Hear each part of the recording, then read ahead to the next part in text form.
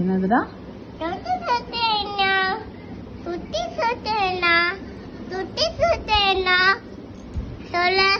என்னது? புரியல நீங்க சொல்றது.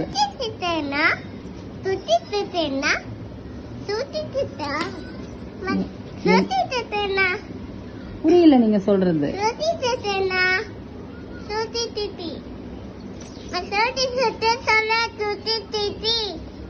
50-50 வேணுமா? 50-50 பிஸ்கட்டா?